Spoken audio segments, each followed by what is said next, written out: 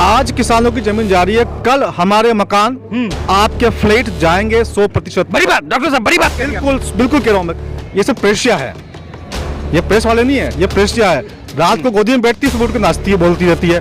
Court तक manage हो रही है, सुप्रीम कोर्ट तक मैनेज हो रही है, chief justice of India Bobde वो तक मैनेज हो गए। तो अब जब कोर्ट मैनेज हो रही है, प्रेस मैनेज हो गया, तब बचा क्या? चाहता हूँ कि किसान बिल्कुल नहीं जाए, जब तक ये 3 बिल वापस नहीं हो तब तक नहीं जाए। किसान ही सिर्फ देश को बचा सकते हैं इस समय, और कोई नहीं बचा सकता।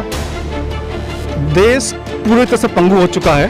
कहने के लिए हमारे प्रधानमंत्री जी बड़े मजबूत है, बड़े ये है, लेकिन उनके हाथ में कुछ, वो एक पपेट है, उसको बैठाया गया है किसी पर्टिकुलर काम के लिए, वो काम कर रहे हैं, उनके हाथ में कुछ नहीं है। मैं संस्थाओं की बात कर रहा हूँ, सारी संस्थाएं बिक चुकी है। जब मीडिया की बात कर रहा हूँ, पूरा मीडिया बिक चुका है। अर्नब तो उस मीडिया का एक मोहरा है ना, अर्नब तो एक छोटा सा मोहरा है। जो आप बड़े बड़े मीडिया बिक चुके हैं, तो अर्नब क्या है?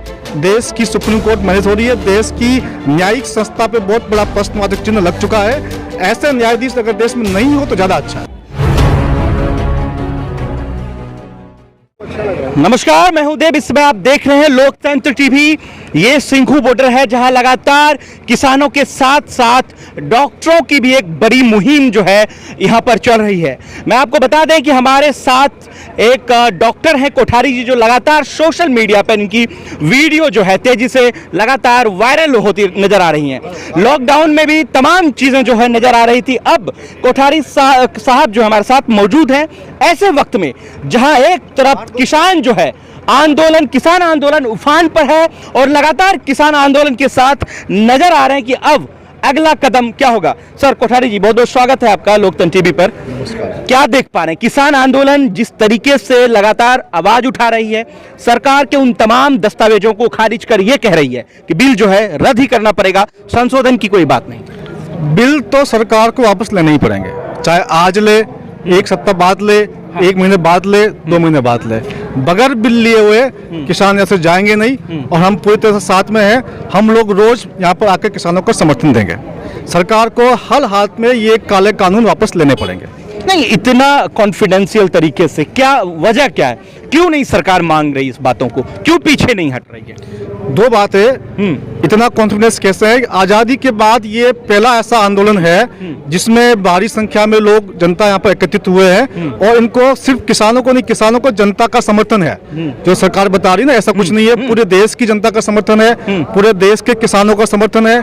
कई राज्यों से किसानों को आने नहीं दिया जा रहा है, रोका जा रहा है। इसलिए हो सकता है कि आपको कहीं राज्यों की संख्या कम दिख सकती है आपको। दूसरी बात, सरकार जो है वैश्विक षड्यंत्र का हिस्सा है। एक वैश्विक षड्यंत्र चल रहा है जिसके माध्यम से जमीनों को वैश्विक लेवल पर कुछ पूंजीपतियों के हाथ में देना है। आज मैं आपको अमेरिका की बात करता हूं। दुनिया का जो नंबर 1 व्यक्ति जो था पैसे वाला, उसने अमेरिका में 22 राज्यों में कृषि की भूमि खरीदी है उसने। 2400 करोड़, 2400 एकड़। हाँ, 2400 एकड़ भैया बता रहे हैं। यानी कि जो अमेरिका के बड़े बड़े उद्योगपति जो है क्या कर रहे हैं, सिर्फ और सिर्फ कृषि की जमीन खरीद रहे हैं। क्यों खरीद रहे हैं? क्योंकि आने वाले टाइम पर ये कृषि के नाम पर के जीएमओ फूड्स चलेंगे। जीएमओ के अंदर क्या होगा, जो सीड्स होगा, सीड्स वो देंगे, बीज वो देंगे, किसान एक मजदूर की तरह काम करेगा, उनका बीज होगा, उपज वो ले जाएंगे। तो उस अगर आप जमीन किसान के पास रही तो सीड्स उनका होगा। तो कुल मिलाकर जमीन को ही लेना चाहते हैं। तो बड़े बड़े उद्योगपति जमीन को अपने हाथ में लेना चाहते हैं। यही उनका एक बहुत बड़ा षड्यंत्र है। यह वैश्विक लेवल पर चल रहा है, अमेरिका, जापान, जर्मनी सब में चल रहा है। उसी का हिस्सा भारत सरकार है, और भारत सरकार चाहती है कि यहाँ की जमीनें उद्योगपतियों के नाम कर दी जाए। ये उस षड्यंत्र का हिस्सा है। ये तीनों बिल उसी षड्यंत्र के लाए गए। मतलब कि किसानों पर हमला नहीं, सीधा जमीन पर हमला है। ये जमीन से बेदखल कर देना चाहती है किसान। आज किसानों की जमीन जा रही है, कल हमारे मकान, आपके फ्लैट जाएंगे 100%। बड़ी बात डॉक्टर साहब, बड़ी बात। बिल्कुल बिल्कुल कह रहा हूं मैं। कैसे बताऊंगा? प्रत्येक व्यक्ति को एक सर्टिफिकेट मिलेगा। उस सर्टिफिकेट कहते हैं डिजिटल सर्टिफिकेट। उस डिजिटल सर्टिफिकेट पे आपकी एक एक चीज रिकॉर्ड होगी। उसके अंदर आपका कितना पैसा है, कितना आपके जमीन है, कितना सोना है, कितना चांदी है, सब कुछ रिकॉर्ड होगा। उसके बाद सरकार का जो नेक्स्ट प्लान जो है वो कैश को बंद करना है। यानी कि जितने भी रुपया है 100 का, 500 का, 20 का, 50 का, सब बंद होगा। सब कुछ मोबाइल से ट्रांजैक्शन होगा। जिस दिन चाहेंगे अपना मोबाइल स्विच बंद करेंगे, आपका अकाउंट में चाहे 50,000 हो, 50 लाख हो, सब कुछ बंद हो जाएगा। ये आपका एक एक प्रॉपर्टी सिर्फ किसानों का सवाल नहीं है। आने वाले समय में शहरों में रहने वाले लोगों की जमीन भी जाएगी, उनके मकान भी जाएंगे, उनके फ्लैट भी जाएंगे। बैंक अकाउंट एक भी। बड़ा सवाल खड़ा कर दिया सर आपने। आप देखिए ना, ये डिजिटाइजेशन जो बात चल रही है, चाहे वो नोटबंदी हो, चाहे आपके वो जीएसटी हो, सब कुछ डिजिटल हो रहा है। ये डिजिटल क्यों चाहती है सरकार इतना? वैश्विक इनके ऊपर प्रेशर है कि डिजिटल करके एक बार डिजिटल हो गया, एक बार आपका नंबर हो गया, उस नंबर से आपका ट्रांजैक्शन हो रहा है, कैश करेंसी बंद हो गई, फिर प्रत्येक व्यक्ति सरकार के कब्जे में आ गया। जब चाहे जैसा चाहे वो आपका उपयोग करेंगे। जहां सुन नहीं, एक बार हल्ला मत की जी। जहां पर लगातार किसान भी प्रोटेस्ट कर रहे हैं, डॉक्टर भी प्रोटेस्ट कर रहे हैं। सर एक और सवाल है कि किसानों के साथ साथ बड़ा मुहिम चल रहा है देश में, दूसरी तरफ अर्नब को लेकर चल रहा है। बाला एयर स्ट्राइक, पुलवामा जैसे तमाम चीजें जो है व्हाट्सएप चैट से लीक हो गई है। कैसे देख रहे हैं सर? बहुत बड़ा सवाल। देखिए, सरकार ने सारे तंत्र को अपने कब्जे में कर रखा है। मानते हैं इस बात को? बिल्कुल। मीडिया पूरी तरह से सरकार की गुलाम बन चुकी है। एक शब्द होता है ना, जिसे हम कहते हैं कि मीडिया, जो पश्चिम में जो लोग जो कहते हैं आजकल, है ना, प्रेस नहीं बोलते हैं, वो बोलते हैं प्रेस्टिट्यूट। एक नया शब्द आया है, प्रेस नहीं आया, प्रेस्टिट्यूट। तो हिंदी में बोलते हैं, हिंदी में प्रेस नहीं बोले, हम बोले प्रेस्या। एक नया शब्द दे रहा हूँ मैं आज। ये सब प्रेस्या है, ये प्रेस वाले नहीं है, ये प्रेस्या है। रात को गोदी में बैठती है, सुबह उठ के नाचती है, बोलती रहती है, वो जोर जोर चिल्लाती रहती है। ये प्रेस्या है। इनकी बदल गया परिभाषा, बिल्कुल बदल गया। इनको प्रेस नहीं बोलना आज के बाद। आज के बाद अगर ये आता बोले प्रेस्या आ गई है हल्ला मचाने के लिए। एक बात तो प्रेस, यहाँ तक कि सुप्रीम कोर्ट भी मैनेज हो रहा है।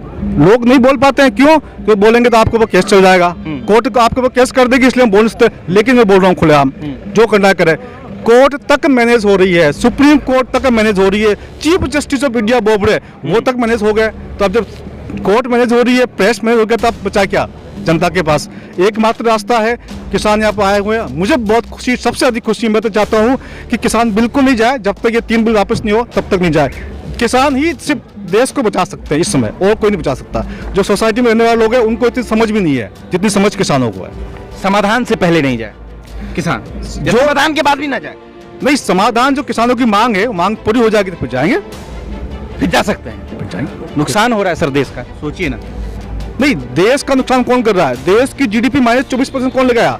ये किसान है जो जीडीपी बच गई। अगर किसान नहीं होता तो जीडीपी -30% हो जाती। देश की जीडीपी, हमारे देश के प्रधानमंत्री जी के गलत फैसलों की वजह से जीडीपी -24%। दुनिया में एकमात्र देश भारत है जिसकी जीडीपी इतनी गिरी, किसी और देश की नहीं गिरी। आप सोचिए। पंजाब से भी, सॉरी, पाकिस्तान से भी गए गुजरे हैं। पाकिस्तान, अफगानिस्तान, श्रीलंका, भूटान, नेपाल, किसी की भी जीडीपी इतनी नहीं गिरी जितनी भारत की गिरी। नहीं सर, एक बात बताइए, हम लोग अर्नब पे बात कर रहे थे, जिस तरीके से सीक्रेटली जो गुप्त चीजें थी, जो लगातार सुरक्षा विभाग की चीजें थी, सारी चीजें सर लीक हो गई हैं। देश पे खतरा मंडरा रहा है। देश पूरी तरह से पंगु हो चुका है।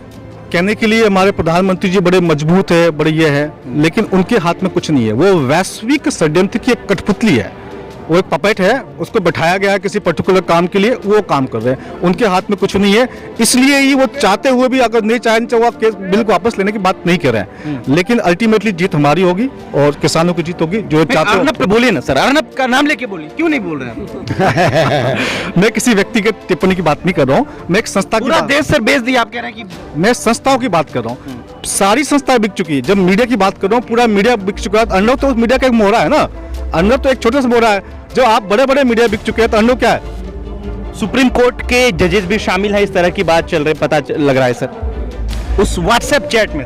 सुप्रीम कोर्ट के जज क्या बोल रहे हैं? सुप्रीम कोर्ट के पास कौन गया? किसान तो गए नहीं है। सुप्रीम कोर्ट के पास सरकार गई है। सुप्रीम कोर्ट लिख रही कि भैया किसानों की जीत हो गई है। सुप्रीम कोर्ट के पास किसान तो गए ही नहीं, गई सरकार। सरकार ने जो मांग रखी वो रख ली। वो 4 बंदे पता नहीं कहां से उठा के ले आए जो सरकार के भक्त थे, इनकी टीम बना दी। ऐसा काम होता है क्या? इससे अपने आप में साबित हो रहा है सुप्रीम कोर्ट मैनेज हो रही है। देश की सुप्रीम कोर्ट मैनेज हो रही है। देश की न्यायिक संस्था पे बहुत बड़ा प्रश्नवाचक चिन्ह लग चुका है। ऐसे न्यायाधीश अगर देश में नहीं हो तो ज्यादा अच्छा है। नहीं सर, एक बात बताइए, आप कमाने खाने वाले लोग हैं, ओहदा भी आपका काफी ऊंचा है, फिर भी आप लगातार सरकार के खिलाफ एक बड़ी मुहिम छेड़ चुके, आवाज उठा रहे हैं। मामला क्या सर, समझ नहीं पा रहे? किसानों के साथ या और भी कुछ? ये किसानों के अलावा जितने मुद्दे हैं, ये जो देश की सरकार जो काम कर रही है, ये सारे फैसले उस वैश्विक षड्यंत्र का हिस्सा है। ये मैं लोगों को बताना चाह रहा हूँ। जिस तरीके से लगातार किसानों के साथ डॉक्टर बी सिंघू बॉर्डर पर मौजूद है और एक साथ मिलकर आवाज उठा रहे हैं, देखिए ये वो हिंदुस्तान है जो आज खतरे में प्रतीत हो रहा है। तमाम लोग जो है अपनी आवाज उठा रहे हैं और कह रहे हैं कि किसानों के साथ एक डॉक्टर भी खड़ा है और तमाम महिलाएं भी खड़ी हैं। अब साथ मिलकर आवाज उठाएंगे, साथ शायद जो हिंदुस्तान की स्थिति बदलने वाली है उसको और बेहतर किया जा सकता है।